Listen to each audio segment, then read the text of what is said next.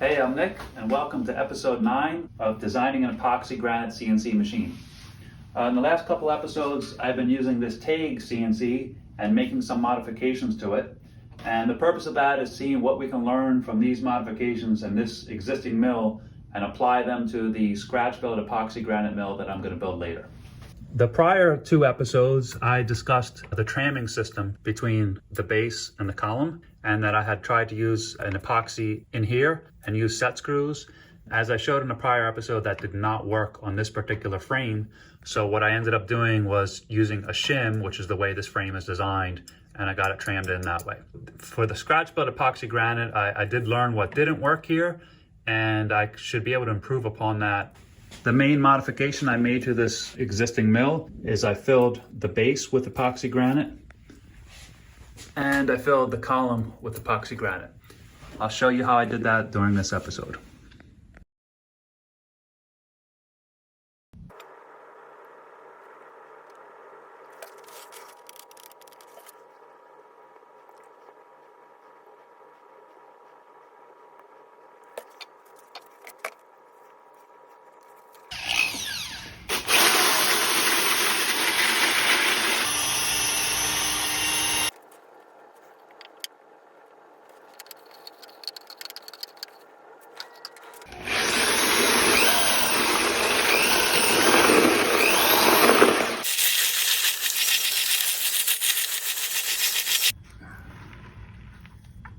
Okay, I have the epoxy mixed, epoxy and granite.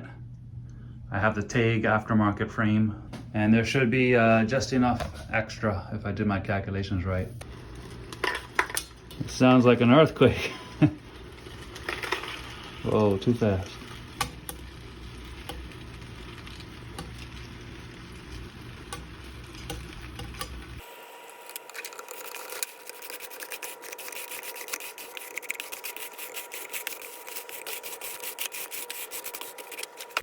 It's about 3/4 of the way to the top.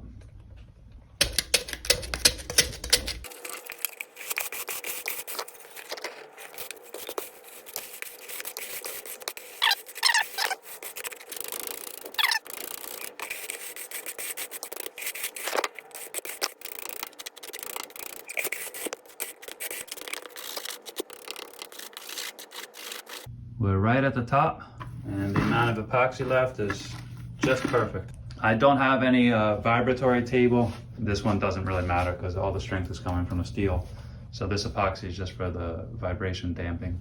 And from other YouTube videos I saw, this will settle. I don't know if I should keep watching it and maybe come back in 30 minutes and put a little bit more, or maybe I should have put tape around the perimeter to build a wall, fill it a little bit higher, and then when it settles, it will settle above the surface, and then I can grind it smooth when it's finished. But it looks like already starting to settle a little bit. It's been about 10 minutes and the epoxy has come down a little bit. I'd say it's about 1/8 of an inch below the top of the surface, and there's some bubbles coming up. I decided I'm not gonna fill it higher. I'm gonna leave it the way it is and see how far it settles down, and I can use that as a data point. Here's the frame. It was about 2 weeks ago that I filled it. I was on vacation. And it's really hard now. I can't indent it with my fingernail.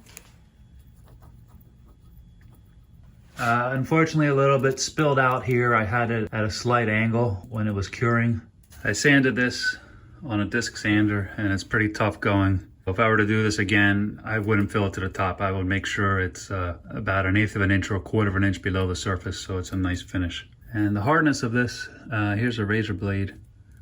So you can dig into it. Back to the present. Everything I just showed you, I did about 4 or 5 months ago. Since that time, I've used the mill quite a lot. It does a really good job cutting aluminum for a hobby mill. You can check on my other videos and see some cutting. I can go 100 inches per minute with a 1/4 inch end mill, 1/2 an inch deep, and about 20 or 30 thousandths width of cut. It cuts really nicely and it makes a lot of nice parts, and I'm quite happy with its performance. So what did we learn from this? I would say the epoxy granite, I don't know if it improved the performance of this mill because I never had a before and after comparison. As soon as I bought this frame, I filled it with the epoxy granite.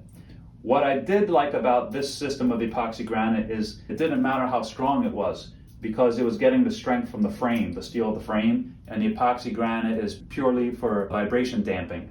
It's not for strength.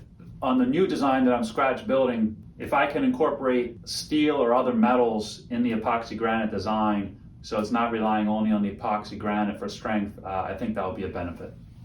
The other thing I learned from this mill is the shim design for tramming seems to be good enough. I don't know if I want to continue with the epoxy as a tramming method or just do a simpler shim design. Certainly the epoxy is supposed to be better because it makes an exact duplicate of the surfaces. So you have complete surface contact even if these aren't precision scraped. This shim means there's only 4 points of contact where the 4 screws are, and the rest is like a hollow void. But it still works good enough for a hobby. Maybe the epoxy leveling system is just overkill and I can scrap it, or maybe I can keep it and we'll see. Another thing I learned from this mill using it the past 6 months and a year before then when I had the older frame is this has about 5.5 inches of Y, 6 inches of Z, and 12 inches of X. And I definitely want more on Y and Z. I don't think it's worth making another mill and spending all the time and effort to do it if I have similar travels. It's just a waste of effort. I think I really want to get 10 inches on the Y and 10 inches on the Z. So that's the conclusion of using this Taig CNC mill for practice on the real epoxy granite design. And on the next episode, I'll get back to the CAD of the new epoxy granite design. And this mill will actually be used to make parts for the epoxy granite design. So this does a good job.